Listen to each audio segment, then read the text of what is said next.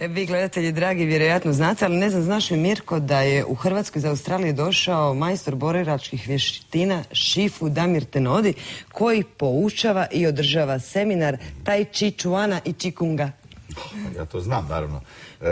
Ja neću vježbati, vjerojatno. Znaš li da će održati radionice? To znam, održat će radionice u Zagrebačkoj tehničkoj školi do 15. rujna, svaki ponedjeljak i četvrtak. A ovoga vikenda biti će i u Koprivnici? To vidiš, znaš, i u Koprivnici, dakle 10. i 11.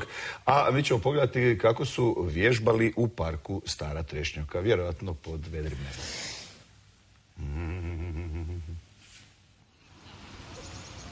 Šifu Damir Tenodi istočnjačkim terapijskim vještinama bavi se 40-ak godina. U Australiji na sveučilištu podučava Tai Chi, a u Zagrebu održava radionice Stav mijenja sve. Tai Chi je popularan podjednako posvuda u svijetu i vježba ga milijardu ljudi. Kad me pitaju zašto vježbate, vježbam da bi umro zdrav. Onda se ne začude kako to, jer ako ste zdravi onda ste korisni. Znači, a jedanput kad ste zdravi možete zaboraviti na svoje tijelo i posvetiti se nekim primarnim aktivnostima.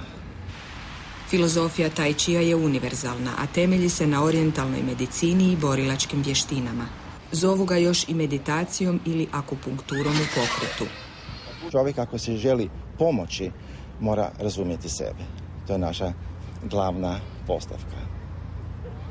Znači čovjek koji vježba Tai Chi kao da gleda u ogledalo. Znači studira sebe preko Tai Chia. Lagane pokrete Qigonga i Tai Chia može vježbati svatko bez obzira na dob i kondiciju. Vježbanjem se postupno otkrivaju druge dobrobiti energetskog treninga koje su tjelesne i mentalne. Ja sam došla prvenstveno iz zdravstvenih razloga, onako da se fizički bolje osjećam i tako. Onda kako je vrijeme teklo i kako sam sve više vježbala, onda sam primijetila da se i zdravstveno puno bolje osjećam, ali ne samo to, nego stvarno sam postala i smirenija i dobila sam nekakav drugi pristup i životu i stvarima i ljudima. Kao arheologinju suprugu Damira Tenodija Vesnu oduvijek je zanimala pretpovijesna umjetnost i špiljsko slikarstvo. U Australiji se upoznala s tamošnjom prastarom ikonografijom i aboriđinskom mitologijom likova Wandjina. Tako je pokrenut projekt protiv cenzure u umjetnosti.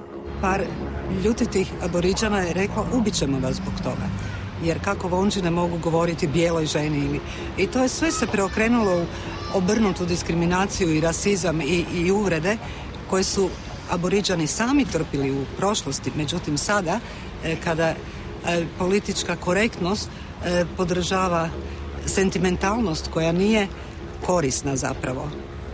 Sada pokušavaju jednostavno steći monopol na sve što je vezano uz tu tradiciju koju su sami, nažalost, potpuno zaboravili. Simboli Wandjina predstavljaju globalno buđenje duhovnosti u svijetu.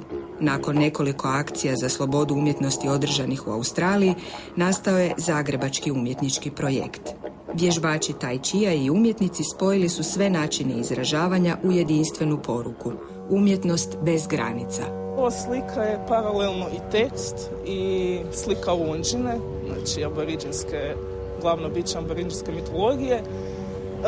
Predstavlja kako je krajnje vrijeme da se poduzmu neke akcije na nekom prvenstveno mentalnom nivou, da se premoste te barijere koje imamo u vlastitim glavama i da pokušamo povezati stvari i vidjeti neku širu sliku. Simboličnom sadnjom cvijeća koja je počela u Australiji, u Zagrebu je nastavljeno djelovanje za slobodu govora, misli i umjetničkog izraza. Prije tjedan dana oslikan je i grafit na Novozagrebačkom kružnom toku na kojem se također pojavljuju likovi Wandjina. Oni poručuju da je umjetničko komuniciranje ideja nezaustavljivo i univerzalno.